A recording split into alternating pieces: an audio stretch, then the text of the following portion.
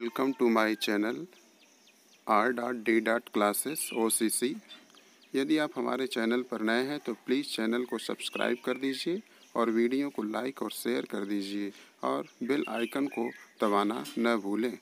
आज के क्लास में हम लोग जानेंगे प्रकाश के बारे में। तो आइए देखते हैं प्रकाश क्या होता है।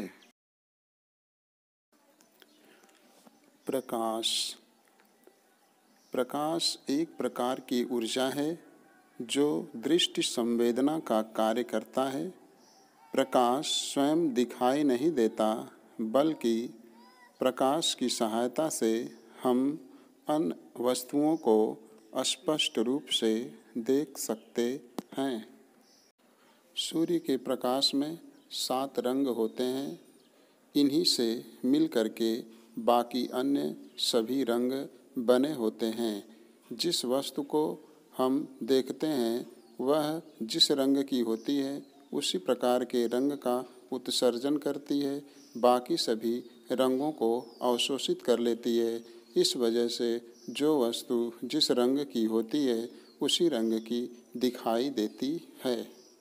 अब इसके बाद हम लोग इसमें जानेंगे अगली टॉपिक प्रकाशिक माध्यम। प्रकाशिक माध्यम क्या होता है और यह कितने प्रकार का होता है। जिस माध्यम से हो करके प्रकाश किरणें गुजरती हैं उसे प्रकाशिक माध्यम कहते हैं। ऐसा हम देखेंगे कि प्रकाश जो है अलग अलग माध्यमों से होकर के गुजरता है। तो प्रकाश जिन भी माध्यमों से होकर के गुजरता है वह माध्यम प्रकाशिक माध्यम कहलाता है।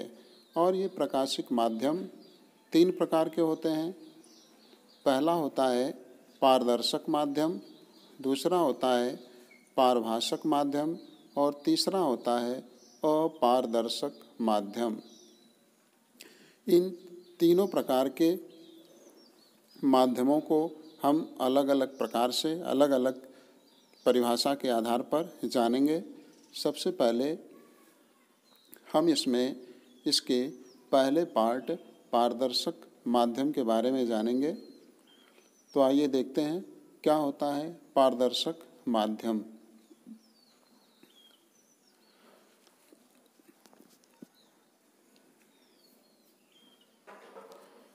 जिस माध्यम से प्रकाश का अधिकांश भाग पार हो जाता है उसे हम प्रकाशिक माध्यम कहते हैं।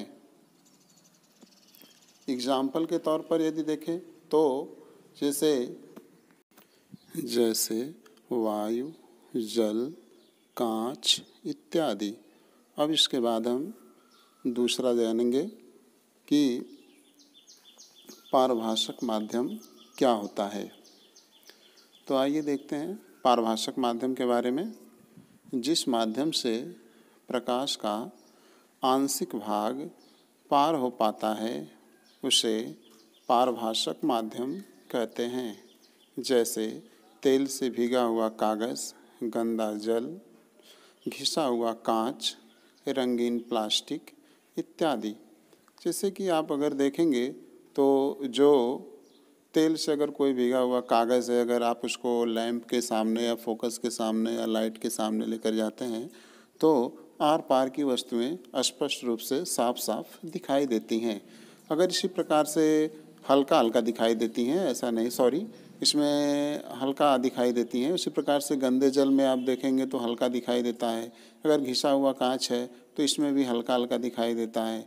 रंगीन प्लास्टिक अगर है तो इसमें भी दिखाई देंगे। तो इस प्रकार से जो पारभाषक माध्यम होता है इसमें वस्तुएं जो होती हैं इस माध्यम में कुछ आभास होता है, अर्थात आर पार पूरा स्पष्ट दिखाई नहीं देता है, धुंधली धुंधली सी दिखाई देती हैं। इस प्रकार इस माध्यम को हम पारभाषक माध्यम कहते हैं। अब नेक्स्ट टॉपिक में हम लोग जानेंगे कि अपारदर्शक माध्यम क्या होता है। तो आइए देखते हैं अपारदर्शक माध्यम किसे कहते हैं।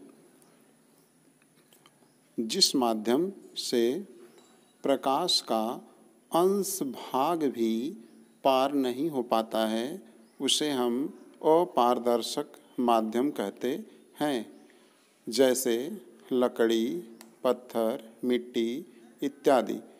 आप समझें इस बात को कि जैसे लकड़ी है तो लकड़ी से बनी हुई सारी वस्तुएं अपारदर्शक होती हैं, हम इसके आर पार नहीं देख सकते हैं। पत्थर है तो पत्थर से बनने वाले, चाहे वो कोई टाइल्स हो, चाहे कोई अन्य प्रकार की पत्थर का कोई अन्य सजावट या कोई अन्य फर्श पर लगने वाली सामग्री हो, हम किसी में भी आर पार नहीं देख सकते हैं। मिट्टी से बने हुए हर एक पात्र, मिट्टी से बनी हुई हर एक वस्तु, इसमें हम किसी के भी आर पार नहीं देख सकते हैं। तो इस प्रकार से आज के टॉपिक में हम लोगों ने ये देखा कि प्रकाशिक माध्यम क्या होता है, प्रकाश क्या होता है, प्रकाश की परिभाषा के बारे में जाना हम लोगों ने, और प्रकाशिक माध्यम कितने प्रकार के होते हैं, तो प्रकाशिक माध्यमों के प्रकार के बारे में जाना, परिभाषा को जाना और उनसे संबंधित उदाहरण के भी बारे में जाना। तो आप लोगों ने देखा कि ये माध्यम कौन कौन से होते हैं और इसके एग्जाम्पल को भी बताया गया। यदि आप लोगों को आज का ये लेक्चर समझ में आया हो तो आप इस वीडियो को लाइक और शेयर कर दीजिए और चैनल को सब्सक्राइब कर दीजिए। वीडियो वॉचिंग करने के लिए थैंक्स।